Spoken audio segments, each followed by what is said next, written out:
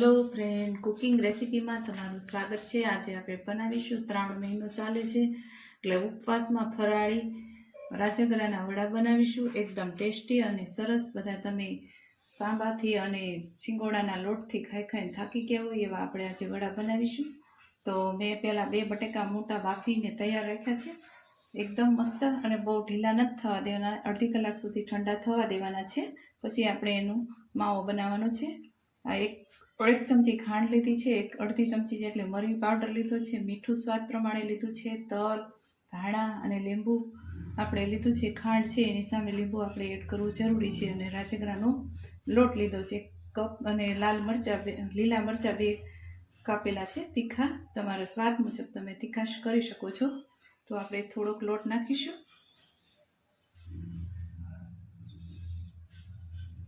જેટલી જરૂર હોય એટલો તમારે લોટ નાખતો જવાનો છે। હવે મરી પાવડર એડ કરીશું, ખાંડ, તલ તમે ઉપવાસમાં ન ખાતા હોય તો સ્કીપ કરી શકો છો। અને સ્વાદ પ્રમાણે મીઠું, કારણ કે મેં મીઠું નાખ્યું છે બટેકામાં, એટલે તમે તમારા સ્વાદ મુજબ તમે નાખી શકો છો। અને 1 કપ જેટલા 1 ચમચી જેટલા ધાણા લીધા છે અને 2 લીલા મરચાં કાપેલા તીખાશ માટે આપણે લીધા છે। તમે તમારા સ્વાદ મુજબ તમે તીખાશ કરી શકો છો। અને ખાંડ લીધી છે અડધી ચમચી જેટલી, એની સામે આપણે લીંબુનો રસ નાખી શકીએ છીએ સ્વાદ મુજબ। તમારે જેવી ખટાશ કરવી હોય એ પ્રમાણે તમે લીંબુ એડ કરી શકો છો। તો હવે આપણે બનાવીશું એકદમ વડા। લોટ આમ એક રીતે મસ્ત નાખવાનો છે, મિક્સ કરી દેવાનો છે રાજગરાના લોટમાં। આ રીતે હજી લોટની જરૂર પડશે, જેમ જરૂર પડે તેમ તમારે લોટ એડ કરતો જાઓ।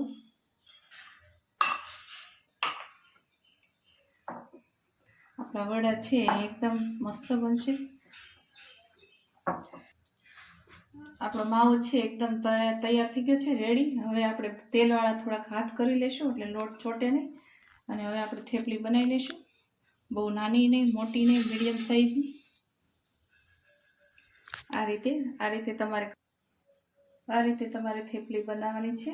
વચ્ચેનો ભાગ સેજ જાડો હોય તો ચાલશે, પણ કોર છે એકદમ પતલી હોવી જોઈએ। આ રીતે હવે આમાં તલ છે એ આપણે આવી રીતે કિપ્સ કરી દઈશું થેપલીમાં। તમે જોઈ શકો છો આપણો વડો છે એકદમ તૈયાર થઈ ગયો છે। આવી રીતે એક પછી એક વડા બનાવી લેવાના છે। આ રીતે ગોળ કરવાનું છે તમારે।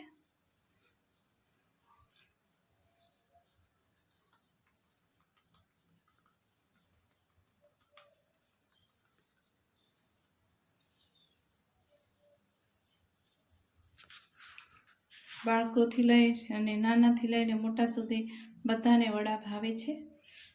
સાંભાથી ને આપણે ખાઈ ખાઈને થાકી ગયા હોય, આખો મહિનો શ્રાવણ મહિના ઉપવાસ રહેવું, તો તમે આ એક નવી રેસીપી બનાવી શકો છો ઘરે રાજગરાના લોટમાંથી। અને તમને બધાને બહુ જ ભાવશે, એકવાર જરૂરથી ટ્રાય કરજો।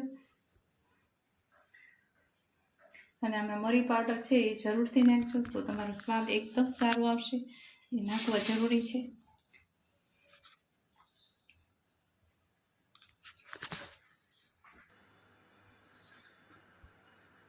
હવે આપણા વડા બની ગયા છે રેડી બધા।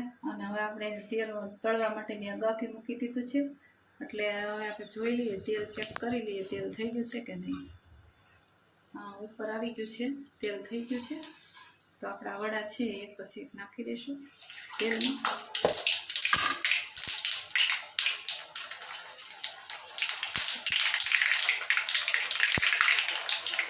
ગેસની ફ્લેમ છે મીડિયમ રાખવાની છે।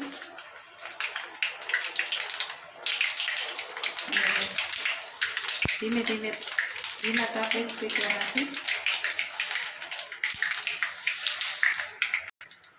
હવે આ રીતે તમે વડા ફેરવી શકો છો, એટલે અંદરથી આપણા કાચા ન રહે તેનું ખાસ ધ્યાન રાખવાનું છે। અગર બહારથી બફ શેકાઈ જાય, ક્રિસ્પી જેવા બનશે ત્યાં સુધી આપણે ખાવા દેવાના છે। આ રીતે લાલ રંગના થાય ત્યાં સુધી, બધા બ્રાઉન કલર ત્યાં સુધી ખાવા દેવાના છે વડાને। આ રીતે બનાવશો તો જરૂરથી તમારા વડા સારા બનશે। હવે આપણે એને કાઢી લઈશું। 2 થી 3 મિનિટ સુધી સાતળવા દીધા છે।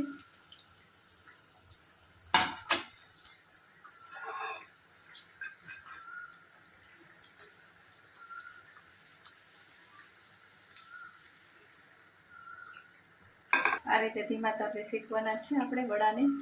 અને 11 કે ઉપવાસ હોય ત્યારે આપણે આ વડાને ઉપવાસમાં સર્વ કરી શકીએ છીએ.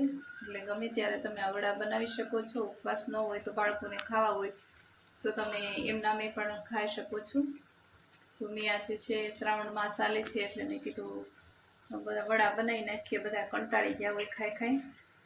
એટલે આ રીતે ધીમા તાપે એક પછી આ રીતે તમારે ફેરવતું જવાનું છે. સાઈડ બદલવાની છે, તમારે બળે નહીં એનું ખાસ ધ્યાન રાખવાનું છે વડાને. જો આ રીતે તમે કરશો તો તમારા વડા છે એ ઝડપથી સારા બનશે.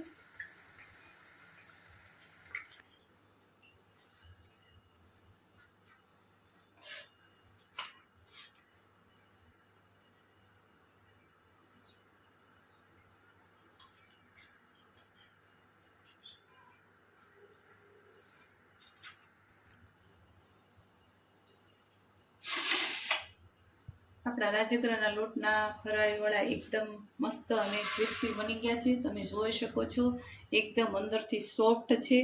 આ રીતે જો તમે જોઈ શકો છો. અને તમને જો કોમેન્ટમાં જણાવજો અમારા ફરાળી ગોટા કેવા લાગ્યા છે. અને લાઈક કરજો, અમારી ચેનલને સબસ્ક્રાઈબ કરજો. અને સબસ્ક્રાઈબ કરજો એટલે અમારા નોટિફિકેશન રેસીપીના નવા તમને જોવા મળશે. અને થેન્ક યુ ફોર વોચિંગ.